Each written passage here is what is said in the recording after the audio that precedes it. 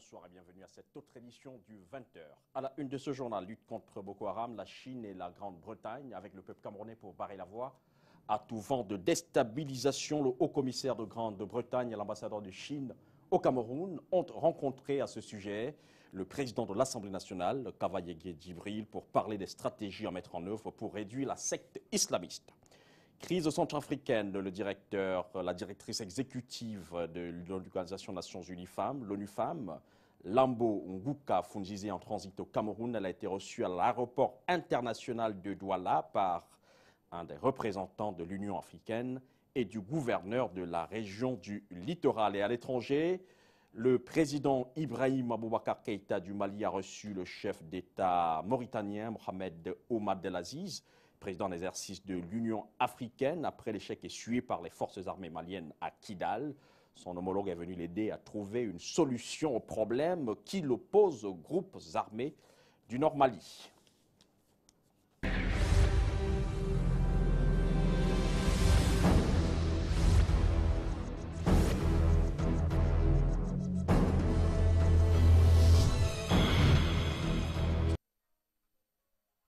Une fois de plus et bienvenue à cette autre édition du journal sur Canal 2 International, lutte contre Boko Haram, balai diplomatique à l'Assemblée nationale à ce sujet.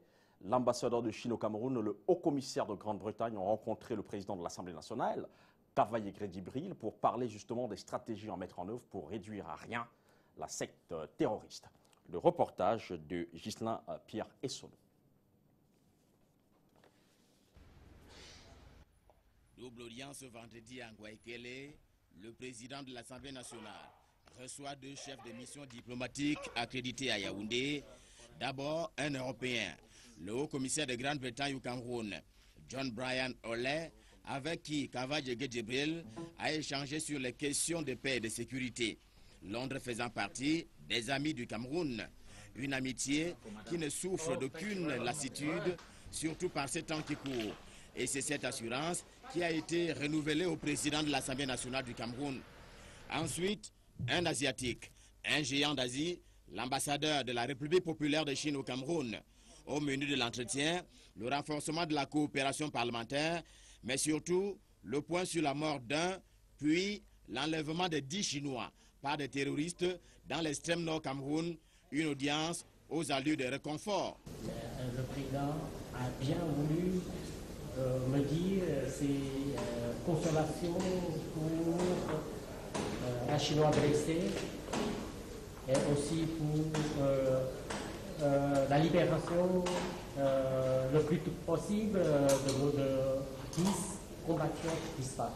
Pour la Grande-Bretagne comme pour la Chine, si le Boko Haram rencontrera des ennemis sur son chemin, ce seront bien ces deux amis du Cameroun.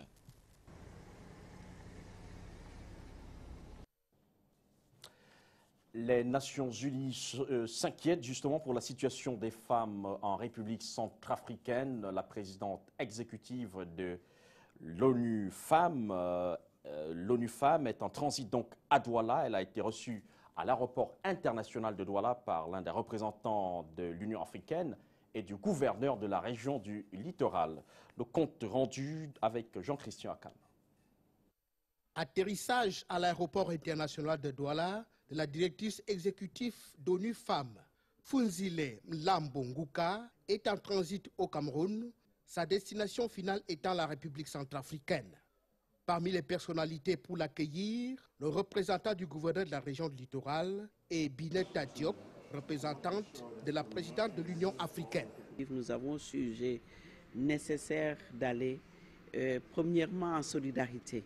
Je pense qu'il était important, comme on dit chez nous, quand votre voisin, et comme vous le voyez, la directrice est également une Africaine, et que quand votre voisin a un conflit de cette importance, ce serait important pour que nous allions pour voir déjà les femmes qui sont meurtries par ce conflit et leur témoigner toute notre solidarité. La directrice exécutive a eu droit ce 23 mai à une présentation exhaustive de l'égalité du genre au Cameroun. Nous avons, le monde, la communauté internationale a donné à Madame Samba Panza la responsabilité de reconstruire, la responsabilité de réconcilier, la responsabilité de faire en sorte que ce pays aille de l'avant.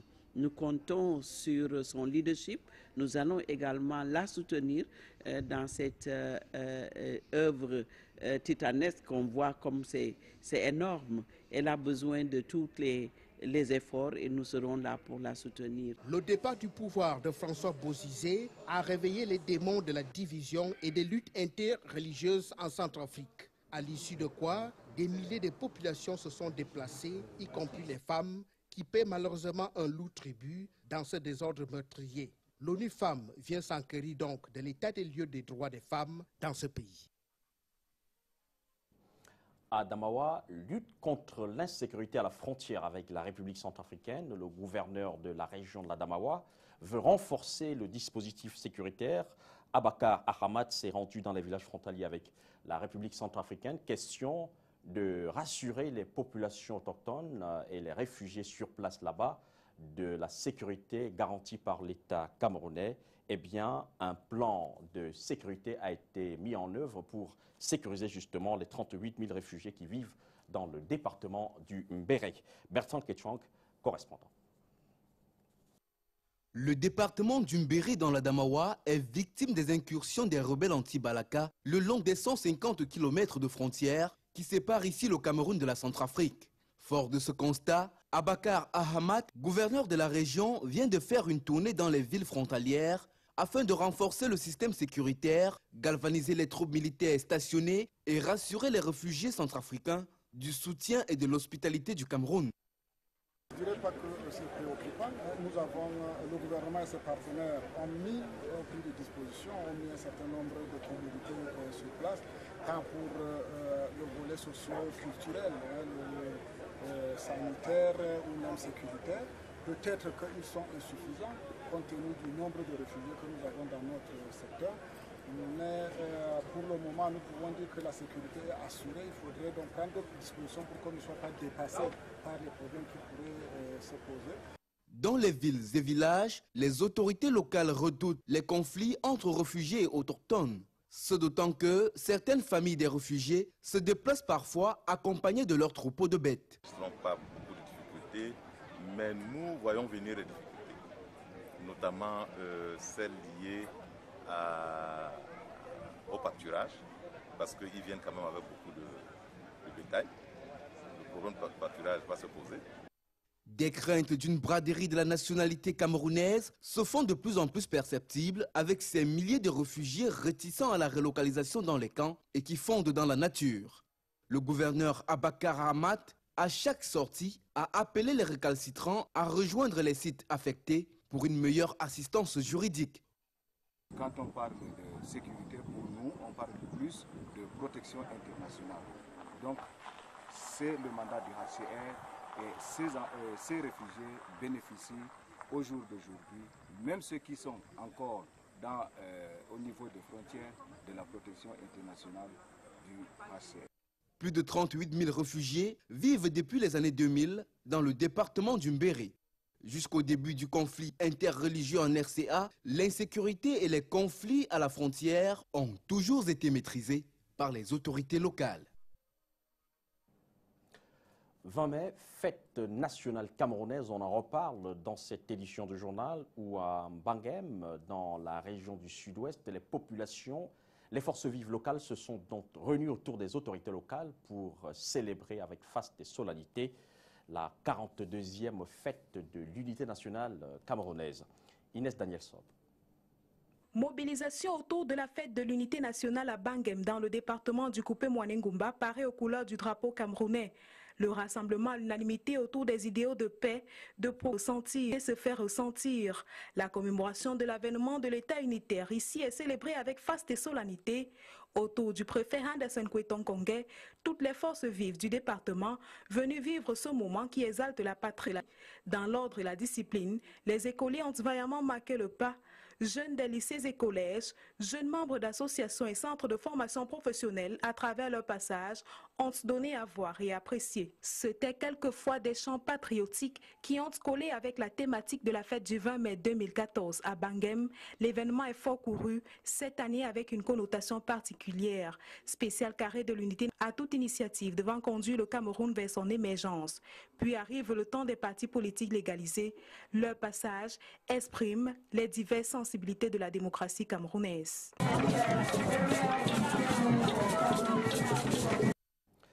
La douane camerounaise récompense la performance. À ce sujet, opérateurs économiques et inspecteurs de douane ont reçu à l'occasion de la cérémonie de performance douane camerounaise des distinctions. Le compte rendu de la cérémonie avec Guy Patrick. 14e cérémonie d'évaluation trimestrielle des contrats de performance. Ce vendredi à Douala, la douane camerounaise récompense des meilleurs agents et meilleurs partenaires. Ils sont plus de 6 entreprises et une trentaine d'inspecteurs de douane répartis dans tous les secteurs à recevoir des distinctions pour leur performance. C'est un sentiment de satisfaction et en même temps, c'est des encouragements que la hiérarchie veut bien nous donner afin qu'on se mette au travail. L'occasion aussi pour Madame le directeur général des douanes de recommander aux différents bénéficiaires de redoubler d'efforts au travail. Car ceci permettra à la douane d'assurer la sécurité des opérations de dédouanement, mais aussi de soutenir l'économie nationale. Au niveau du guichet unique, les procédures, c'est en 2 jours. Au niveau de la douane, c'est en 1 journée pour 90%. Mais maintenant, trouver un conteneur, les challengers, enlever avec les accès qui sont... c'est un appel, voilà pourquoi j'ai lancé un vibrant appel à tous les acteurs de prendre conscience du fait que nous devons conjuguer nos efforts pour surmonter ce problème qui risque d'impacter sur l'image du Cameroun. De nouvelles orientations ont été faites pour l'amélioration des différentes tâches de la douane au port de Douala. Au niveau de DIT, saturation. Au niveau du conventionnel, il y a saturation. En attendant, le port de Kribi ne viendra pas tuer le port de Douala. Il faut donc le décongestionner. Et dans d'autres pays, c'est des formules qui marchent. On crée un espace hors de la place portuaire qu'on appelle port sec. Et on y transporte donc des marchandises, toujours sur dos. L'évaluation concernait la période de février, mars-avril 2014 et dans le classement des 10 meilleurs opérateurs économiques, la Société anonyme des brasseries du Cameroun est arrivée en première, suivie de Kogini et d'Evecam. Lutte contre les emballages plastiques non biodégradables, l'État camerounais poursuit ses efforts, tandis que certains compatriotes peinent à suivre le pas. Eh bien, dans la ville de Bafoussam, le gouvernement a saisi un important lot de plastique non biodégradable. Notre reporter Simeon Chameux a couvert l'opération Coup de poing. Lutte contre les emballages plastiques non biodégradables, la phase répressive se poursuit. Depuis le 25 avril 2014, la fabrication, la commercialisation et l'utilisation des emballages plastiques non biodégradables dont l'épaisseur est inférieure à 60 microns ont été interdites au Cameroun. Dans l'arrondissement de Bafoussam 2e, le sous-préfet Guy Bertrand Momo Sofak veille à l'application de la mesure au quotidien.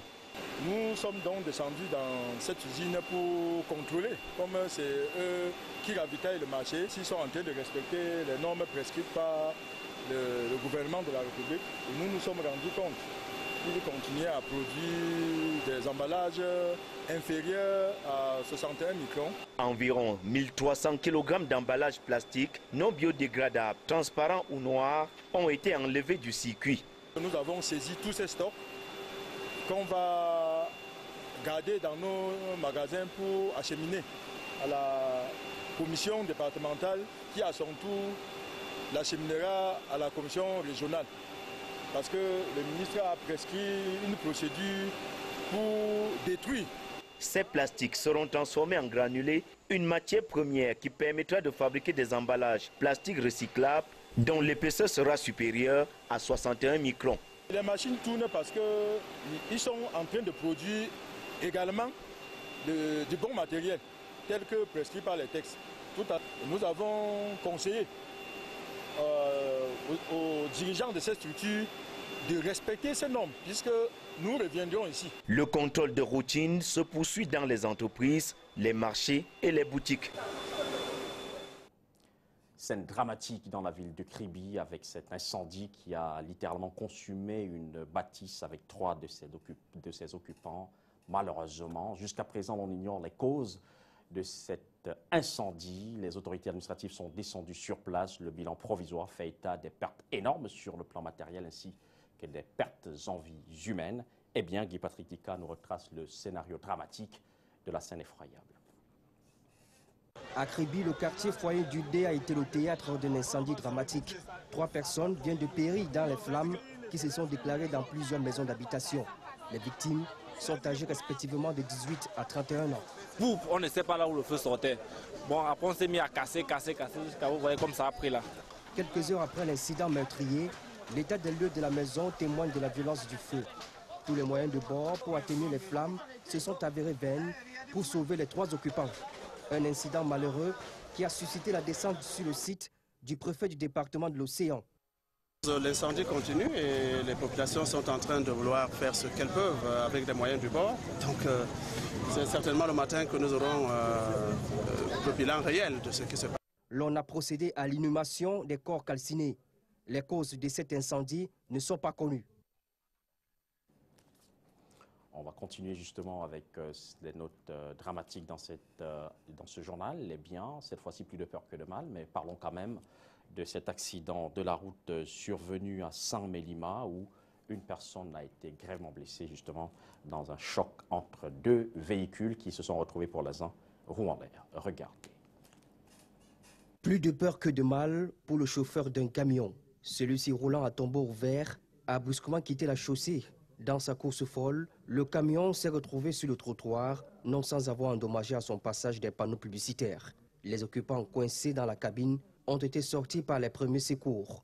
L'accident est survenu à l'entrée nord de la ville de Saint-Mélima, département du Dja-et-Lobo. Les accidentés ont été transportés à l'hôpital où, selon le diagnostic, le chauffeur s'en sort avec des fractures ouvertes à la tête. D'après les témoins, l'excès de vitesse en serait à l'origine. On va continuer cette édition du journal avec un élément davantage sanitaire. Ulcère de Buruli, il y a urgence de mener une lutte efficace contre l'ulcère de Buruli au Cameroun. Au moins une centaine de cas traités chaque année. Plus d'informations avec Maria Moloukman.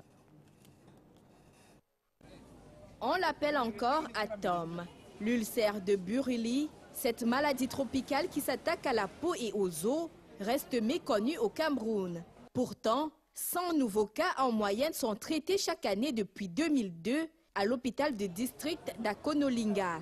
Pour cela, la Croix-Rouge camerounaise coordonne des conférences de sensibilisation et d'information sur l'ulcère de Buruli qui se manifeste dans les communautés vivant à proximité d'étendues d'eau à faible courant. Elle est mal connue des populations et même des personnels de la santé. Donc d'où l'intérêt pour nous de sensibiliser les étudiants en formation paramédicale qui d'ici peu seront sur le terrain. Les premiers symptômes de l'ulcère de Buruli, le nodule, l'œdème, la plaque qui conduisent, en l'absence de soins, à l'infection appelée ulcère. Je pense que c'est vraiment important de faire connaître cette maladie ici au Cameroun, notamment aux étudiants qui vont être des personnels de santé ici au pays. C'est très important qu'ils puissent connaître cette maladie pour pouvoir la prendre en charge après. À cette rencontre entre médecins et étudiants sont installés des stands présentant les méthodes de traitement. La prise en charge physiothérapeutique, l'antibiothérapie, les pansements et la prévention des incapacités. Grève dans les universités, les enseignants passent à la caisse. À l'UIT de Douala, c'est à huis clos qu'ils ont été payés, qu'ils ont perçu justement l'argent dû à leur prestation de vacation pour le compte de l'année académique 2012-2013. Robert Charlitoc était sur place. Institut universitaire des technologies UIT de Douala, nous sommes vendredi 23 mai. C'est ici, derrière cette porte métallique, que les espèces sonnantes et trébuchantes sont remises aux enseignants permanents et vacataires en guise de paiement de leurs prestations de vacation pour l'année 2012-2013 et d'autres services figurant dans la liste des revendications. En effet, le 12 mai de l'année en cours, les enseignants permanents et vacataires de cette institution académique observaient un arrêt de cours. La rencontre tripartite entre le recteur, l'administration de l'UIT et les enseignants avait conduit à un traitement rapide des dossiers programmés pour le budget exécutoire de 2014.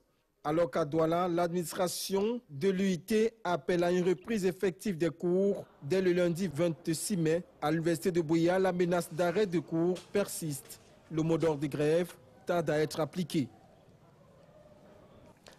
Le Cameroun est candidat à l'organisation de la phase finale de la Coupe d'Afrique des Nations 2019 et la ville de Bafoussam se sent déjà prête à accueillir ce grand événement sportif. Cette volonté s'est manifestée, s'est illustrée justement lors de la descente du ministre des Sports et de l'Éducation physique et des membres de la commission de la Coupe d'Afrique des Nations dans la ville de Bafoussam. Suivons à ce sujet le reportage de Simeon Chameux, notre correspondant à Bafoussam. Bafoussam, chef-lieu de la région de l'Ouest, est l'une des 5 villes pressenties pour abriter une poule de la CAN 2019 au cas où la candidature du Cameroun était retenue. La ville de Bafoussam a été créée en 1925. Elle est située à 300 km environ au nord-ouest de Yaoundé, la capitale politique, et à 275 km au nord-est de Douala, la capitale économique du Cameroun. Située à 1450 mètres d'altitude, sa température oscille entre 10 et 23 degrés Celsius en moyenne. La ville de Bafoussam regorge de nombreux atouts. Il s'agit de voir les infrastructures pouvant accueillir le camp à Bafoussam. De ce côté, nous sommes fin prêts. Toutes les décisions sont prises pour finir tout ce qui est exigeable. Après le passage du ministre des Sports et de l'Éducation physique à Dungaroa le 23 avril dernier, une mission de la Confédération africaine de football, conduite par le Malien Amadou Diakité, était à Bafoussam ce 15 avril 2014 pour visiter les installations de cette cité. Le stade de Kwekon en construction, sa capacité est de 20 000 places. Le stade omnisport de Bafoussam, abandonné depuis près de 3 décennies, pourra être ressuscité, ainsi que d'autres aires de jeu pour les entraînements. L'hôpital régional de Bafoussam et autres formations hospitalières publiques et privées de la ville sont dotés de plateaux techniques de qualité et des ambulances ultra-modernes. La ville est traversée par un réseau souterrain de fibres optiques et l'aéroport de Bamougoum vient d'accueillir la dite délégation. L'aéroport où nous nous trouvons maintenant là est largement opérationnel et il est aussi prêt pour être internationalisé pour tout accueillir. La seule inquiétude au niveau des infrastructures hôtelières vient d'être levée. 2 hôtels, 4 étoiles sont en cours d'achèvement, que vous les connaissez, Zingana et Edno. Et une vingtaine d'hôtels de 3 étoiles qui vont être transformés en 4 étoiles avant 2017, s'il vous plaît. Dans l'attente du résultat de la CAF au mois de septembre prochain, Bafoussam, première ville la plus propre et la plus belle de la région de l'Ouest pour la 3e fois consécutive, a bénéficié du programme C2D de l'Agence française de développement pour se métamorphoser d'ici 2018. Merci Simeon Chameux. Après cet élément, on en vient à l'étranger, on l'annonçait d'ailleurs en titre. Et voici que le président Ibrahim Boubacar Keïta du Mali a reçu le chef d'État mauritanien Mohamed Ould Abdelaziz, président en exercice de l'Union africaine. Eh bien, après l'échec essuyé par les forces armées maliennes à Kidal, son homologue est venu l'aider à trouver une solution au problème qui l'oppose aux groupes armés du nord malien. Reportage de nos confrères de Haïti TV. Il est le premier chef d'État à apporter soutien et réconfort à Ibrahim Boubacar Keïta depuis l'humiliation des forces armées maliennes à Kidal. Mais au-delà de ce geste de solidarité, le Mauritanien Mohamed Ould Abdelaziz, également président en exercice de l'Union africaine, accomplit une mission de bons offices. Objectif, mettre un terme aux différends entre Bamako et les groupes armés du Nord. Aux autorités maliennes, il délivre un message sans ambiguïté. Ramener la paix, ce n'est pas s'engager dans une guerre. Parce que tôt ou tard, on aura besoin de dialoguer, de discuter. Donc on est à côté du Mali pour arriver à cette fin. Ibrahim Boubacar Keïta adhère sans réserve au message de paix de son homologue mauritanien. Et il va plus loin en demandant aux populations de ne pas s'en prendre aux Touaregs et aux Arabes vivant à Bamako. Nous souhaitons qu'il n'y ait pas d'amalgame, qu'il n'y ait pas de stigmatisation d'aucun de nos frères, d'aucune de nos sœurs. Ce pays, grâce à Allah subhanahu wa ta'ala, depuis des siècles, est un pays de blancs et de noirs. Dans toutes nos familles, nous sommes métissés. Après Bamako, le chef de l'État mauritanien s'est rendu ce vendredi en fin de matinée à Kidal pour obtenir un cessez-le-feu des groupes rebelles du Nord. Le MNLA et ses alliés réaffirment leur volonté de dialoguer avec le gouvernement malien. Notre objectif, c'est de gagner la paix, le développement et d'arracher les droits légitimes du peuple de la zone. Nous n'avons aucune euphorie à travers cette victoire. Des milliers de personnes ont manifesté jeudi à Bamako et demandent au MNLA et à ses alliés de quitter Kidal. La colère de ces manifestants s'est accentuée à la suite de la publication du bilan officiel des combats de mercredi. Selon le gouvernement, 20 soldats maliens ont été tués et 30 blessés. Les autorités attribuent la débâcle de l'armée à un grand dysfonctionnement dans la chaîne de commandement. Vous avez pu lire des pancartes justement brandies par des manifestants au Mali, mentionnant plus jamais d'otages au Mali. Eh bien, on s'achemine vers cet idéal, puisqu'à l'issue de cette visite, un accord de cessez-le-feu a été signé entre les deux clivages antagonistes. Toujours à l'étranger, la Banque africaine de développement célèbre son cinquantenaire au cours de l'Assemblée générale à Kigali. La BAD, Banque africaine de développement, a tourné son regard vers le futur et annonce justement le grand décollage de l'économie africaine. L'Afrique regorge donc beaucoup de ressources, des ressources qui devraient justement reverser dans le fait de l'évolution du développement économique du continent africain. Kigali accueille depuis jeudi l'assemblée annuelle de la BAD. La Banque africaine de développement, qui fête son demi-siècle d'existence, se penche à cette occasion sur son avenir et annonce le grand décollage de l'Afrique. Elle promet pour la décennie à venir une croissance moyenne de 5%, rendue possible par la forte demande mondiale de matières premières, l'émergence d'une classe moyenne de 400 millions de consommateurs et l'arrivée de nombreux investisseurs étrangers. La diversification des partenaires, l'apparition d'émergents économiques comme la Chine, qui aujourd'hui c'est le premier partenaire de l'Afrique, si on considère les pays, compte tenu du fait qu'en 2009 a passé les États-Unis en termes de quotas du commerce avec l'Afrique. Pour financer le développement du continent, la BAD veut mobiliser l'épargne collectée par les banques africaines et attirer les investisseurs étrangers. La banque a annoncé jeudi la création d'un fonds d'investissement abondé à hauteur de 2 milliards de dollars par la Banque centrale chinoise. Il ne s'agit en fait pas du tout d'un prêt, il s'agit d'un acte de confiance de la part de la Banque centrale de nous confier à nous 2 milliards pour gérer ces ressources. Malgré les progrès enregistrés par les politiques économiques, le décollage du continent passe également par une meilleure gouvernance et une bonne utilisation des deniers publics. Si le problème de corruption n'est pas résolu, je crois qu'on ne pourra pas y arriver. C'est de la politique pure et simple. Parce qu'il faut qu'on aille au-delà de la rhétorique, il faut qu'on commence à mettre en pratique ce que l'on promet. La grande priorité de la BAD sera le financement des infrastructures dans les secteurs de l'énergie, barrages, éoliens, solaires, mais aussi les transports, routes et rails, accès à l'eau potable et à l'assainissement et les nouvelles technologies de l'information. Des infrastructures considérées comme la base nécessaire au décollage des économies africaines. Mesdames, Messieurs, merci de nous avoir suivis et de rester en compagnie de nos programmes qui se poursuivent. Retrouvons-nous demain pour une autre édition du journal du week-end. Mais déjà, demain dans l'après-midi, ne ratez pas le match de la Ligue 1 opposant Douala Athletic Club contre APGS. Ce sera en direct. Mesdames, Messieurs, bonsoir.